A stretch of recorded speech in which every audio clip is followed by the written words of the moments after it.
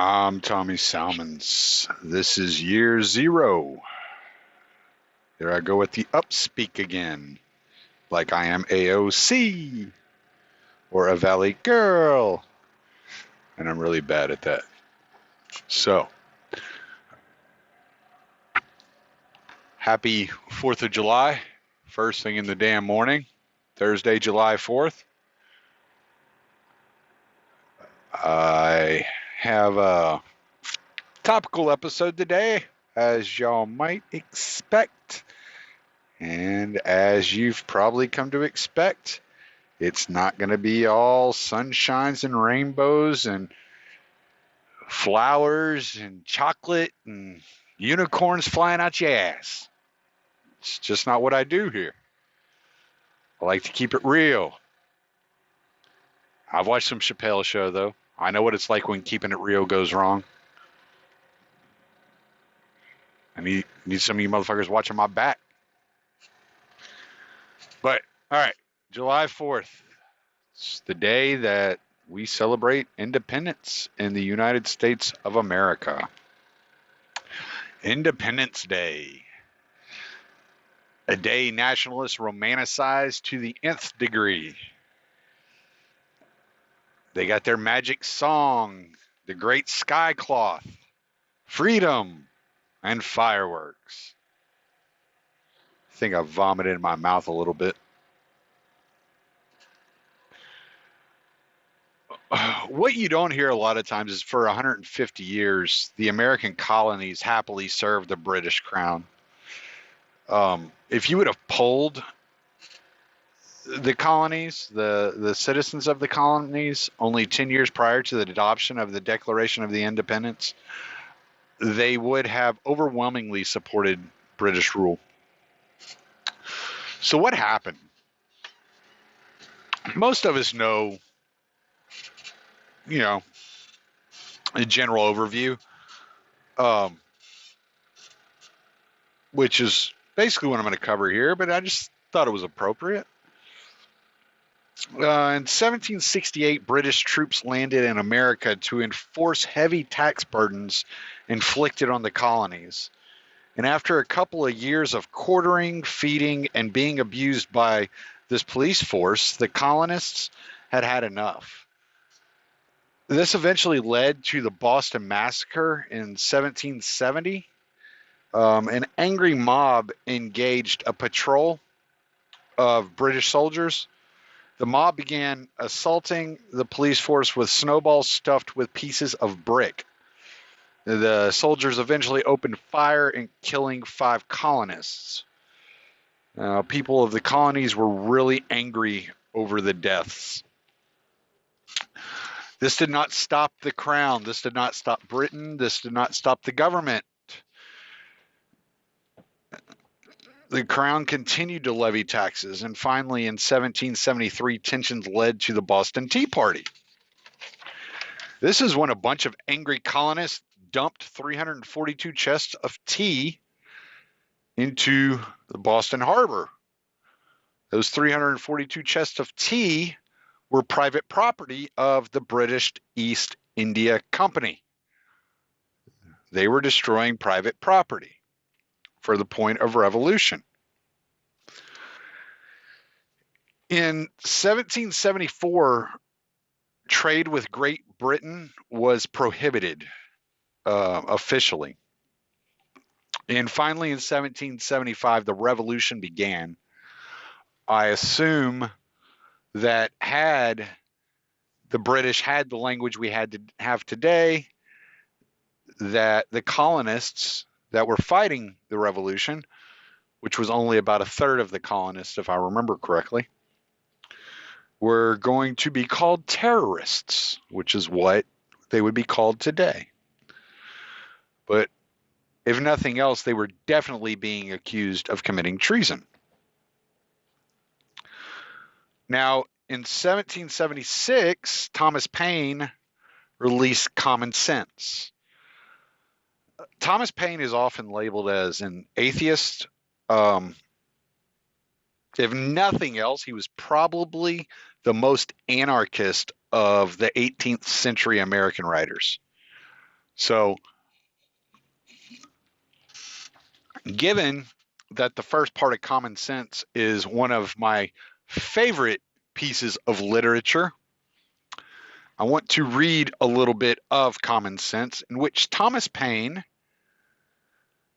is describing government. Now, he's not the first writer to ever do this, and he wasn't the last. Rothbard did a good job on describing government too in Anatomy of the State. But this is one of my favorites because Common Sense was a pamphlet. It's something you could probably sit down and read in about an hour. And it was, he didn't pull no punches. He got straight to the point. And there are no questions about what Thomas Paine thought about government. So I'm going to read about about 4 paragraphs here, just to kind of give you the scoop of how Thomas Paine viewed government. Excuse me. Some writers have so confounded society with government as to leave little or no distinction between them, whereas they are not only different, but have different origins. Society is produced by our wants, and government by our wickedness.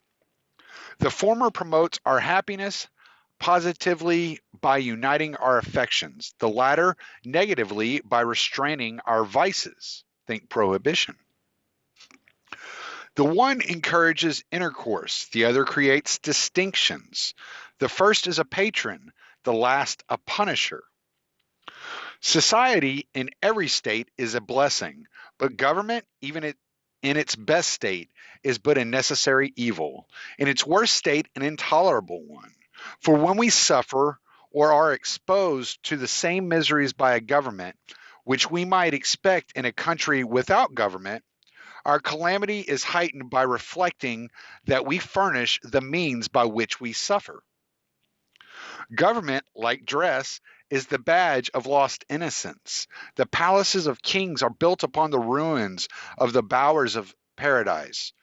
For were the impulses of conscience clear, uniform, and irresistibly obeyed, man would need no other lawgiver.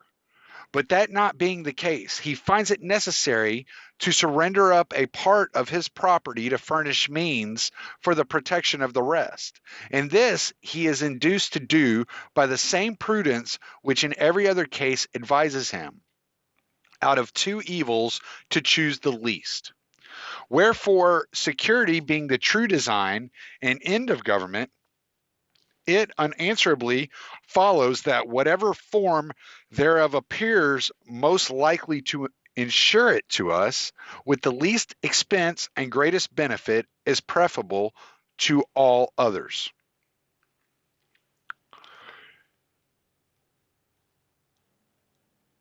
I draw my idea of the form of government from a principle in nature which no art can overturn, viz., that the more simple anything is, the less liable it is to be disordered, and the easier repaired when disordered. And with this maxim in view, I offer a few remarks on the so much boasted Constitution of England, that it was noble for the dark and slavish times in which it was erected, is granted. When the world was overrun with tyranny, the least remove therefrom was a glorious rescue, but that it is imperfect, subject to convulsions, and incapable of producing what it seems to promise, is easily demonstrated. Absolute governments, though the disgrace of human nature, have this advantage with them. They are simple. If the people suffer, they know the head from which their suffering springs, know likewise the remedy, and are not bewildered by a variety of causes and cures. But the Constitution of England is so exceedingly complex that the nation may suffer for years together without being able to discover in which part the fault lies. Some will say in one, and some in another, and every political physician will advise a different medicine. Now, I went through that part where he speaks about England because it reminds me of America today in such a way that it seems like everybody's trying to treat a symptom.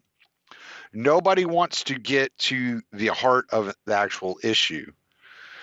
So in order to do that, there's 500 different solutions to problems that may have a simple, solution to it.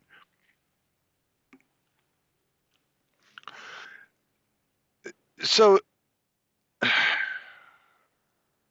he goes on into the second part, and he discusses the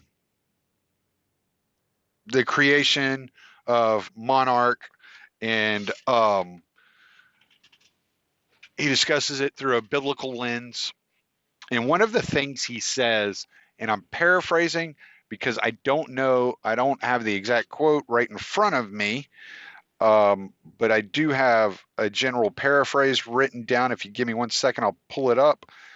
It is right here, where he says, "In the early ages of the world, there were no kings." And I think he attributes this to biblical chronology. I'm sorry.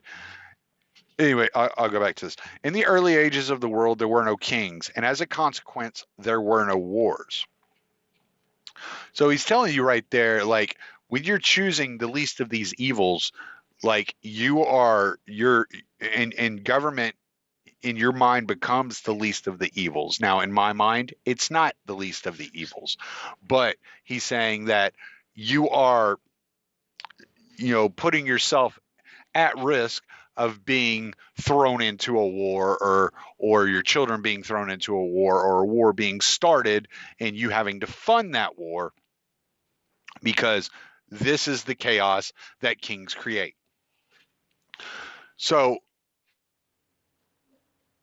I I I I always look at that when looking at the revolution, because that was such an important text in moving forward. That was published in January of 1776, and in June, that had spread all around the colonies. Many of the colonists had read it. They understood it. They knew what he was talking about, and many were in agreement with him. And in June, Thomas Jefferson was tasked with writing the Declaration of Independence. He spent 2 weeks reading George Mason, Thomas Paine, Ben Franklin, and others as he established a text that exhibited the most prominent thoughts, beliefs, and grievances of the colonies about the crown. After heavy editing by members of the Continental Congress, the Declaration was approved on July 4th, 1776. And what I find really interesting in the Declaration of Independence is if you read just the first 2 paragraphs of the Declaration of Independence, which I can pull it up right here if you give me 1 second. Just the first 2 paragraphs, I think it's either 3 or 4 times it is mentioned that a government should be thrown off, like get rid of these sons of bitches. Okay, and it's like 3 or 4 times when it's mentioned. I'll read the first 2 paragraphs. It's real quick. When in the course of human events it becomes necessary for one people to dissolve the political bands which have connected them with another, and to assume among the powers of the earth the separate and equal station to which the laws of nature and of nature's God entitle them, a decent respect to the opinions of mankind requires that they should declare the cause which impel them to the separation. So just there in that 1 paragraph, you're looking at twice.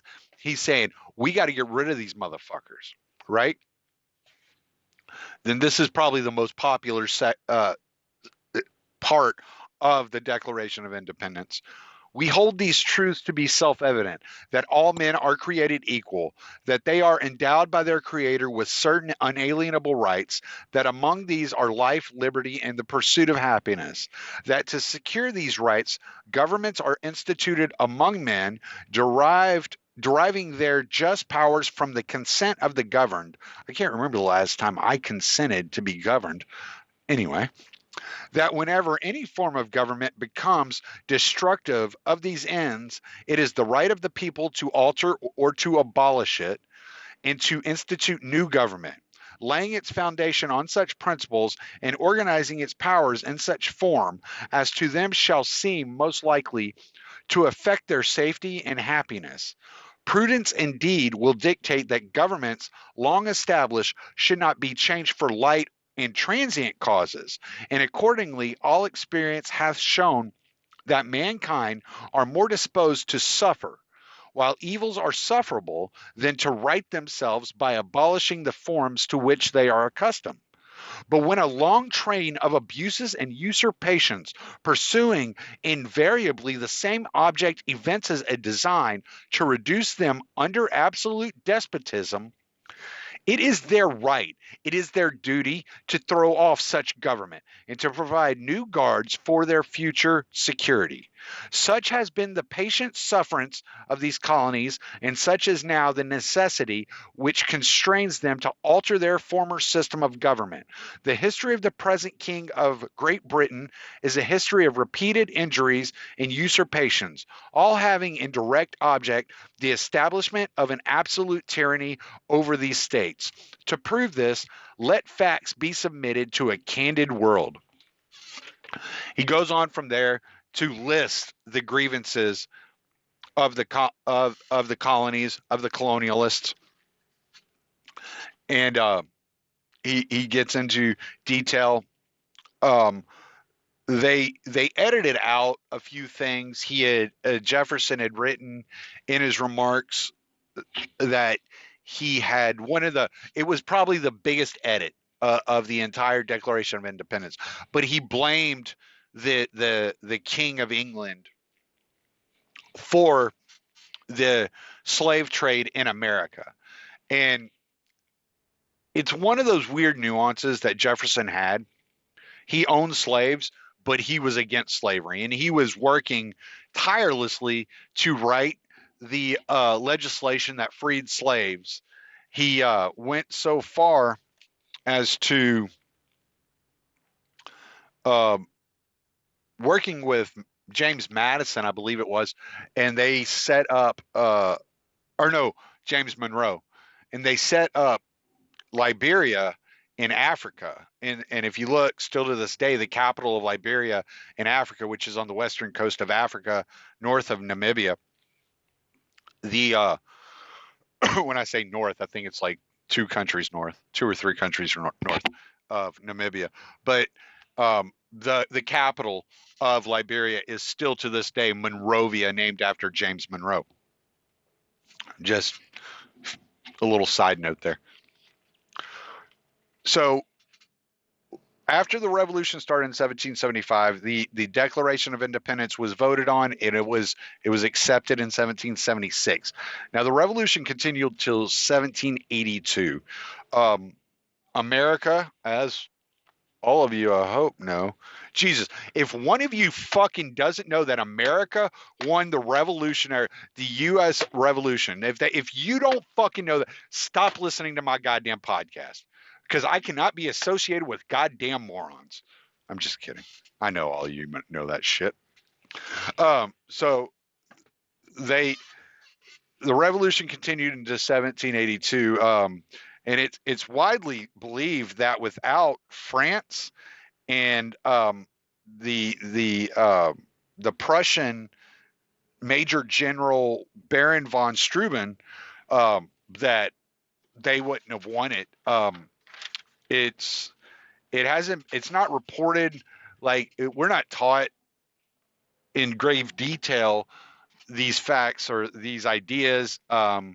But I've read in many places and in documentaries I've seen that George Washington was actually kind of subpar in his ability to be a general, and that he was having a really hard time.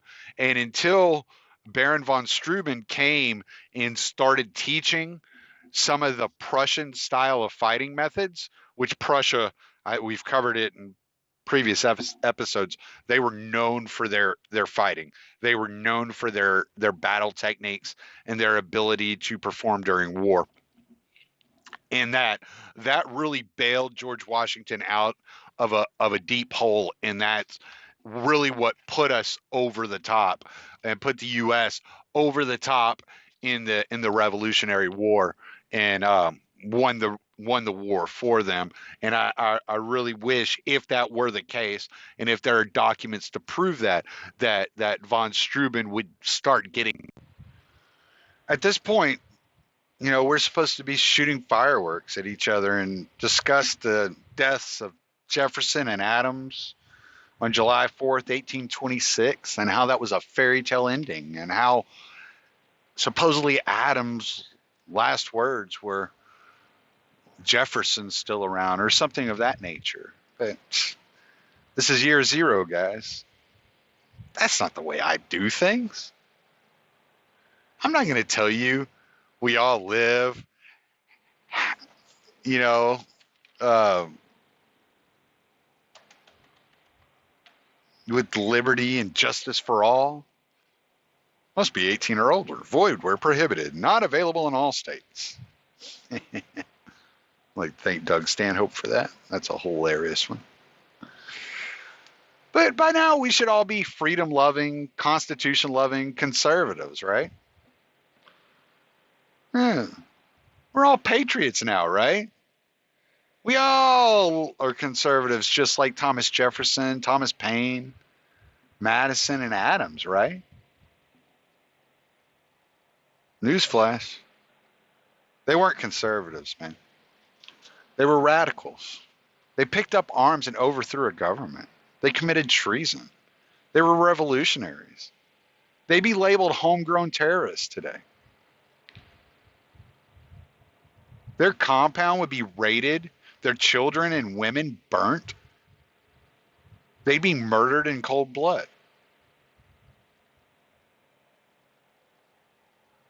And most people would cheer it on.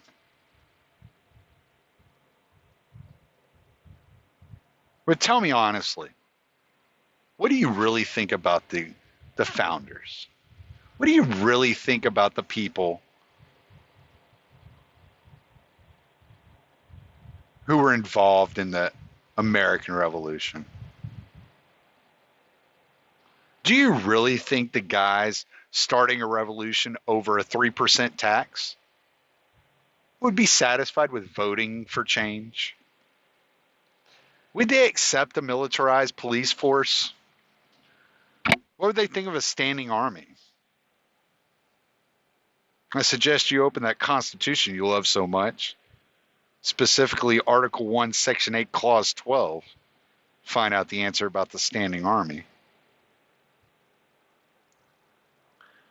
Would they tolerate the NSA? All the spying apparatuses, all the secrecy, no such agency. What would they think of the CIA, Operation Mockingbird, MK Ultra, Iran-Contra? How about the FBI or the ATF? Whose side would they be on in Waco or the Bundy Ranch? What would they think of Daniel Shaver's murder or the murder of Eric Garner? What would they think of subsidies for GM or bailing out the banks? Social Security, 40% tax rate. How about welfare or national parks? What about the war in Yemen or Somalia or Libya or Syria? How about Afghanistan? What would they say about Iran or Iraq, Vietnam, Korea? a coup in Chile, a coup in Iran, a coup in Honduras, black ops to kill Fidel Castro, the Cold War. What would they think about blowback?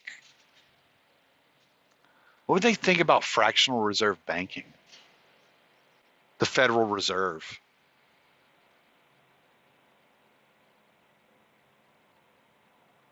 What would they think of the post office? The DMV? So you got to ask yourself, what are you actually trying to conserve? You trying to conserve that fascist FDR's New Deal, in which the corporations conglomerate with the create a conglomerate with the federal government? Is that what you're trying to conserve? Is that what it is? Or are you only trying to conserve your own personal comforts? The way of life you're accustomed to at any and all expense, whether liberty at home or life abroad.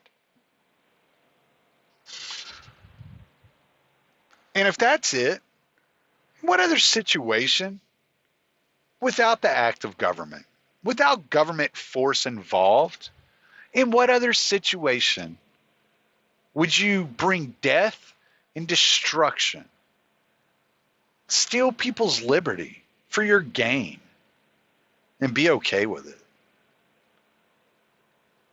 And if that sits well with you, okay, we'll get there. But first, I want to cover one of my favorite quotes.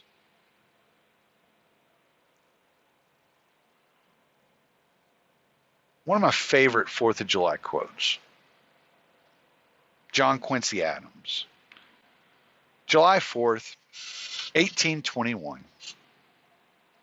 America does not go abroad in search of monsters to destroy. She is the well-wisher to the freedom and independence of all. She well knows that by enlisting under other banners than her own, were they even the banners of foreign independence, she would involve herself beyond the power of extrication in all the wars of interest and intrigue, of individual avarice, envy, and ambition, which assume the colors and usurp the standards of freedom.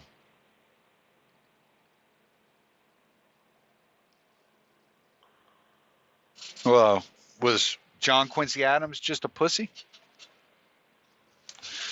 How about Thomas Jefferson? Thomas Jefferson a pussy? He wasn't much for war. Actually, this book I'm reading, Presidents of War, there's this really interesting part about Thomas Jefferson and his view of a standing army. In 1794, wary of Atlantic battles between Britain and France, Congress had grudgingly approved President George Washington's appeal to build 6 mighty frigates. Unlike Washington and his successor, John Adams, President Jefferson treated the U.S. Navy like an unlovable stepchild. Seeking to trim the entire federal government, he wished to minimize the nation's standing military force, which he believed had the dangerous potential to draw it into unnecessary wars. When Jefferson took power in 1801, he cited the peace Adams had recently concluded with France as an excuse to have the military's $5 million budget, including the $2.1 million annual stipend for the Navy. Jefferson's designs against the Navy were so notorious that 4 men refused his request to be Secretary of the Navy before he appointed a middling Baltimore lawyer, Robert Smith. The president ordered Smith to fire 2/3 of enlisted Navy men and mothball most U.S. frigates in order to avoid a skirmish on the Atlantic that might draw the country into war. See, Jefferson hated war.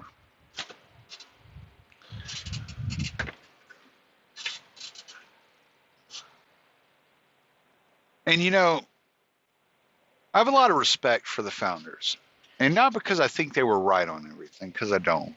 And if you think anybody's right on everything, you're just a groupie. And if you want to be a groupie, go follow a rock band. Get out of politics. Politics doesn't need groupies. Trump has enough groupies for everybody.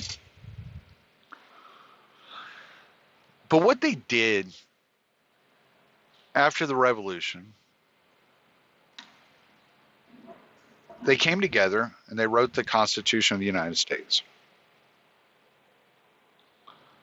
And it's not a perfect document. There are flaws in it, things about it I don't like. I kind of like the Articles of Confederation a little bit more, but even it's imperfect. But what they did with the Constitution is they set a high bar. They set a really high bar for them to aim at and to shoot at. And before the ink was dry, don't get me wrong, before the ink even dried, Congress and the president began to violate the Constitution. Washington had his standing army. Adams had his Alien and Sedition Acts. Jefferson had his Louisiana Purchase. And every president, every Congress since then has fallen short of that idea, of that bar, because that bar is really high. Unfortunately for us, and for the nation as a whole, that bar isn't the goal anymore. No one has aimed at that bar in many, many years. See, the United States had presidents that changed that.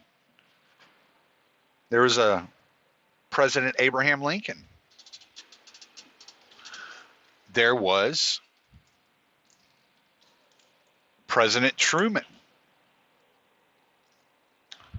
There was Teddy Roosevelt.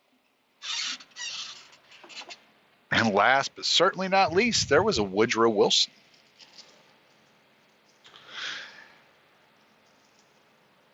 And these guys didn't even try to hit that bar. No, they didn't like that bar. That bar did not offer them unlimited monarchical power. Only one bar would offer them that kind of power. Imperialism. Empire. So they set that bar to empire.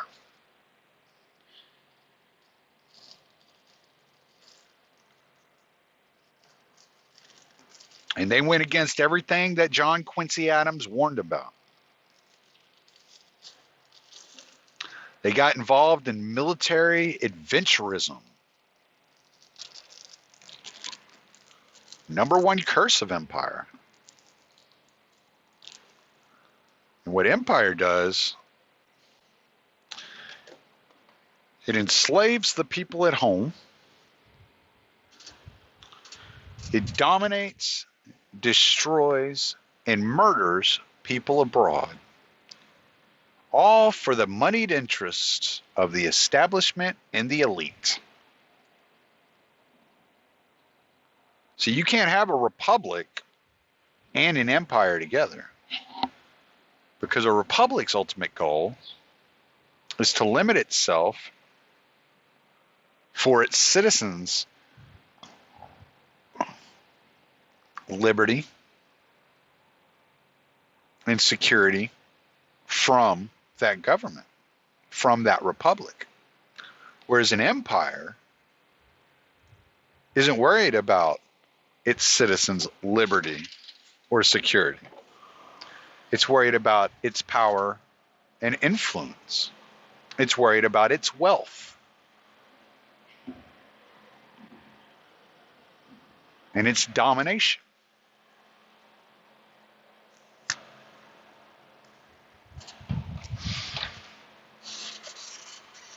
So if you're a conservative looking to reinstitute that bar of a constitutional republic, reinstitute those types of political characters into the system and reclaim that ideal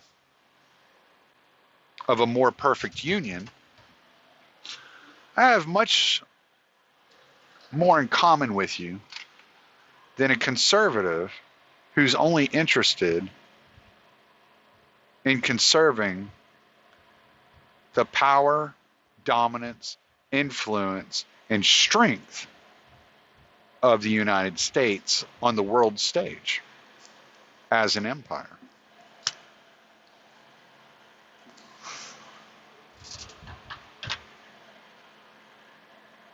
Because the conservative interested in preserving the empire does not care about liberty. They don't care about justice. They care only about the benefits that they receive from the domination of the military force.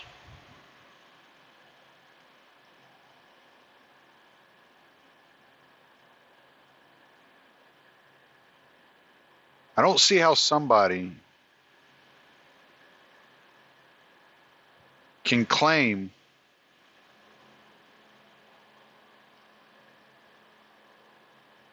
to be a freedom lover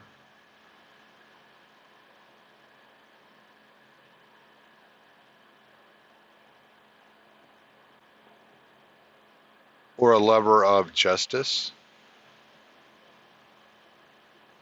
or a lover of the Constitution while defending the empire. And lucky for me, there is still freedom of association. So I will disassociate from you very quickly if that is your stance.